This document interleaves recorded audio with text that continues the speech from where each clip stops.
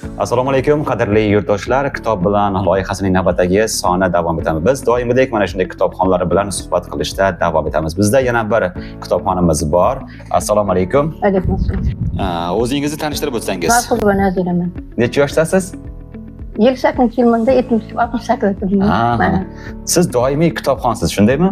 Kitob o'qishni yaxshi ko'rasiz. Ha. Qaysi adabiyotlar sizni ko'proq qiziqtiradi? Jahon adabiyoti yo o'zbek adabiyoti? Hammasi. Hammasi? Ha, tarixlar ham. Tarixlar ham? Klassik ham. Ayni vaqtda qanday asarlarni tanladingiz? Hozirmi?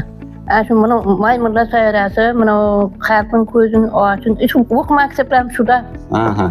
Hammasi O'sha o'qigan kitoblaringizdan o'zingizga eng yoqqan asar qaysi? Deyman. Afg'on shamoli.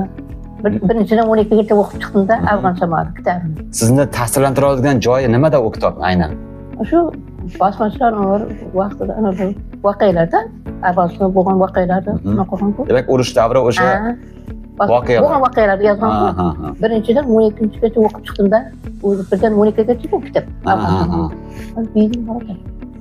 Demak, sizga ko'proq tarixiy asarlar yoqadi, shundaymi? Chunki o'sha urush davri haqida gapiryapsiz. Ana g'azallar uncha qiziqtirmaydi.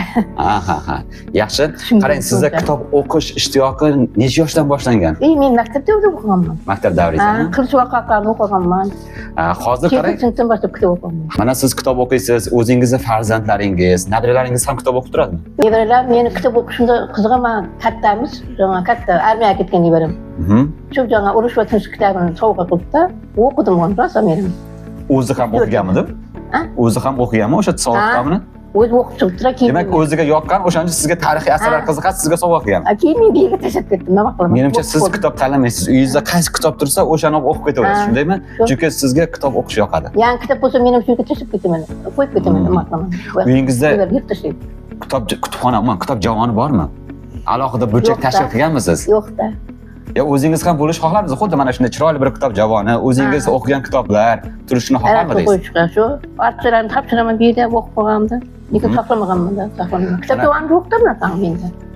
Albatta, sizga bir yana savol bilan yuzlanmoqchimiz. Mana shu o'zingiz o'qigan asarlarning eng yaxshisidan biri, qisqagina bir mazmunni aytib bersangiz, o'zingiz yoqtirgan asarni.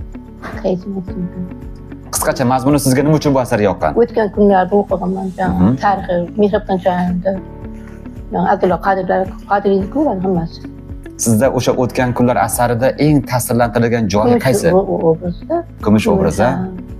Demak, kinosini ham ko'rganmiz, kitobni o'qiganmiz. Baribir kitobi boshqacha kinoga qaraganda. Chunki kitobda o'zingiz tasavvur ongingizda o'sha qahramonlar gavdalandi. Ularning hislari, ularning jarayonlari umuman sizning xayolingizda paydo bo'ladi, to'g'rimi? Shu. O'qilar. Rahmat. Qaynotasi bilan onasi Dortaga kelib, Otabek bilan onasi. Albatta. Mursakov. Albatta, mazmunli suhbat uchun sizga tashakkurlar bildiramiz. Mana shu o'zingizni tengdoshlaringiz, umuman olganda mana shu yoshlar uchun qanday kitob o'qish bo'yicha maslahat bera olasiz? Shu foydali kitoblar o'qish kerak-da, yoshlarga o'zlariga nisbatan, o'zlariga kelajagiga foydada. Men shu maktabda o'qiganman-da. Maktabga qismimda kutubxonada bo'lganman, pastda. Hozir ham kutubxonadasiz. Shu yoshligimda aytdim, qilqanda o'qiman, qilishim. Aleksandr Berov boshro'lda. Knyazni ko'rganman, serial. Rossiyada Aleksandr Berov o'ynaydi, boshro'lda, Vaysolda. Aleksandr Berov artist o'ynaydi. Anki shu kitobni rosa o'qiganman, mayda-da. Uni kutubxonada aytadi, birinchisi solyapsiz. Bu kitob hech kim olmagan deydi-da. Rosa mayda ekan. O'zim rosa o'qiganman. Shuncha-da. Uni kinosi ham rosa serialligida knyazni ko'rganman. Onajon, sizga alohida minnatdorchilik bildiramiz mazmunli suhbat uchun. Bizni kutubxonamizga kelishdan to'xtamang, kitoblar ko'proq o'qing. Shu bilan birgalikda o'qigan kitoblaringizni farzandlaringizga, nabiralaringizga, qo'shnilaringizga, umuman yaqinlaringizga tavsiya qiling. Chunki tavsiya qilsangiz, ular ham siz ortingizda ergashadi, kitob o'qishga bo'lgan ishtiyoqi oshadi. Shunday ekan, siz kabi kitobxonlar bo'lishini, yoshi ulug' kitobxonlarimiz safi yanada kengayishini, umuman olganda mana shu yoshlarimiz ham kitobga bo'lgan muhabbati yanada oshishini istaymiz. Sizga yana bir bor alohida minnatdorchilik bildiramiz va kitob bilan loyihasining navbatdagi sonini shu yerda yakunlaymiz. Bizni kuzatishda davom eting.